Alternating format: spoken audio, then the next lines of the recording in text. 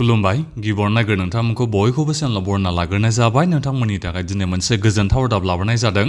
जोंहा आसामनि chief minister Himanta Biswa Sharma बिथाङा नोंथांमोननिसिम दायो उपहारखौ हरबाय नोंथांमोननिसिम बुंबाय थादोंमोन नालाय जानुवारिनि 1 तारिखआव जायफोर नोंथांमोना दायो अरुणोदय स्किमनि जै 1250 थाखा फैसा मोननो हायो नोंथांमोननिसिम जानुवारिनि 1 तारिखआव उपहार हरगोन होननानै बुंदोंमोन दा बे उपहारखौ दायो जोंहा हरबाय दे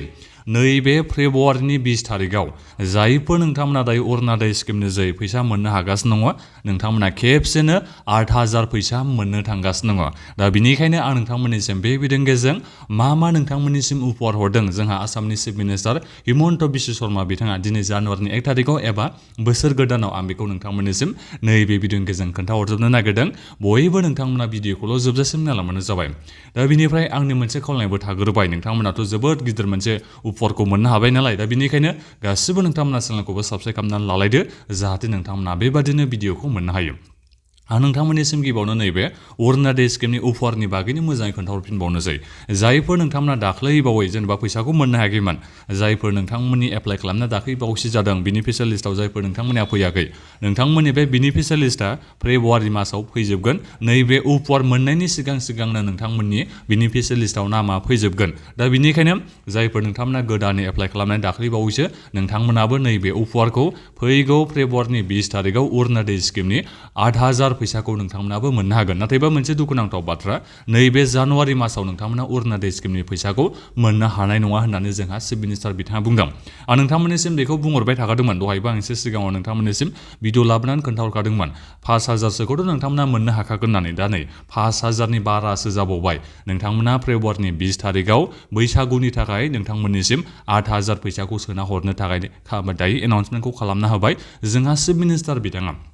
दा बे जाहैबाय जोंहा अरुणोदय स्किमनि मुलाम्फाया दा बिनिफ्राय रेशन कार्डनि जै नोंथांमोनाथ' मिथिखाबाय दिनै नोंथांमोना दालि सिनि संख्रिखौ 1 केजि खरै नोंथांमोना गासैखौबो मोननो हाबाय 100 थाखायावनो दा बिनि अनगायैबो जोंहा आसामनि चिफ मिनिस्टार बिथाङा दिनै बेखौ एनाउन्समेन्ट खालामना होबाय निजुत बाबु आसनि स्किमनि जै फेब्रुवारिनि 1 तारिखनिफ्राय नैबे हौवासा लाइमोनफ्राबो फैसा मोननो थांगासिनो दङ जायफोर बिथांमोना पिजि फरायदों जेनेबा पिजि फार्स्ट सेमिस्टाराव थागोन बिथांमोना 2000 खरै मास मोनसेयाव फैसा मोननो हागोन दा बिनिफ्राय जायफोर आन्डार ग्रेजुवेट फरायगासिनो दङ फार्स्ट सेमिस्टाराव थांनाय फार्स्ट सेमिस्टारनिफ्राय बिथांमोना 1000 खरै फैसाखौ मोननो हागोन मास मोनफ्रोमबो जोबोद मोनसे गोजोनथाव रादाब होनो नांगोन दा बिनि बागैबो आं नोंथांमोननिसिम एसे उनाव भिडिअखौ लाबोगोन जेनेबा बोरै एप्लाइ खालामनो नांगौ बिदिथ' जानाय नङा नालाय गासिबो मोनजोबनो हागोन बेबोथ' नङा बेहाय माखासे क्राइटेरिया थागोन इलिजिबिलिटि क्राइटेरिया थागोन इनकामनि जोंहा खोथा फैगोन 4 लाखसिम इनकाम थायोबा एप्लाइ खालामनो हागोन होननानै बेखौ बुंदों जेनेबा न'खरनि फेमिलिनि इनकामा 4 लाखसिमबा एप्लाइ खालामनो हागोन 4 लाखनि बाराबा बेखौ एप्लाइ खालामनो हानाय नङा माने बिल' 4 लाखनि आन्दाराव थानाय जानांगोन नैबे निजुत बाबु आसनि स्किमखौ नोंथांमोना एप्लाइ खालामनानै मासाव फैसा मोननो थाखाय दा बेखौ आं नोंथांमोननिसिम बे भिडिअनि गेजेरजों खोन्थाहरनाय जाबाय दा बिनि अनगायैबो बिथाङा माखासे खोथाखौ एनाउन्समेन्ट खालामबावदोंमोन दा बेफोरनि बागै आं नोंथांमोननिसिम एसे उनाव भिडिअखौ लाबोसिगोन दा जिखियानो जाया मानो नोंथांमोना जायफोर दायो अरुणोदय स्किमनि जोहै मासाव 1250 थाखा फैसा मोननो हागासिनो दङ नोंथांमोना दायो बेखौ बयबो मिथिना लादो नोंथांमोना नैबे फेब्रुवारि मासनि 20 तारिखआव अरुणोदय स्किमनि जोहै 8000 नोंथांमोना खेबसेनो फैसा मोननो थांगासिनो दङ दा बेनिखायनो बयबो नोंथांमोना गावबागावनि एकाउन्टखौ थिक खालामना लाखाबानो जाबाय जाहाथे फैसा हाबनायाव जेबो गोरोन्थि जाया जेबो माने प्रब्लेम जाया मानो होनोबा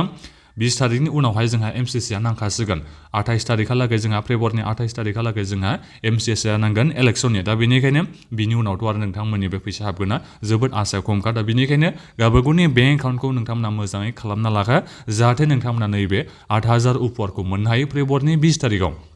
दा बिनिफ्राय नैबे जानुवारि मासाव अरुणोदय स्किमनि फैसाखौ मोननो हानाय नङानो जोंहा चिफ मिनिस्टार बिथाङा दा बावैसो बेखौ एनाउन्समेन्ट खालामनो बुंबाय एबा नोंथांमोननिसिम उपहार हरनायाव नैबे बाथ्राखौ एनाउन्समेन्ट दायो खालामना होनाय जाबाय दा बिनिफ्राय आं नोंथांमोननिसिम बेखौथ' बुंहरखादों नैबे इलेक्सननि उनाव दालि सिनि संख्रिखौ नोंथांमोना फ्रियावनो मोननो हागोन हिमन्त बिश्व शर्मा बिथांमोननि सरकारा जुदि फैफिनोबा आरो बिनिफ्राय जानाय थावखौबो बिथांमोना होगोन होनना नोंथांमोननिसिम बुंदों आरो बेजों लोगोसेनो नैबे जानुवारि मासावनो जायफोर नोंथांमोना अरुणोदय स्किमनि जै दायो फैसा मोननो हागासिनो दङ नोंथांमोना एलपिजि गेसनि थाखाय एबा संग्रा गेसनि थाखाय 250 थाखा नोंथांमोनाबो फैसा मोननो थांगासिनो दङ दा नोंथांमोननिसिम आं बेखिनि गोजोनथाव रादाबखौ नोंथांमोननिसिम हरनाय जाबाय एबा चिफ मिनिस्टार बिथाङा जा उपहार हरदोंमोन आं बिनि बागै नोंथांमोननिसिम बे भिडिअनि गेजेरजों खोन्थाहरनाय जाबाय दानिया नोंथांमोना बयबो खालामदो सोर नोंथांमोना दायो अरुणोदय स्किमनि जै मासाव 1250 थाखा फैसा मोननो थांगासिनो दङ मानो होनोबा नोंथांमोना 8000 मोननो हासिगोन नालाय दा बेनिखायनो खोन्थाहरबानो जाबाय दा बिनिफ्राय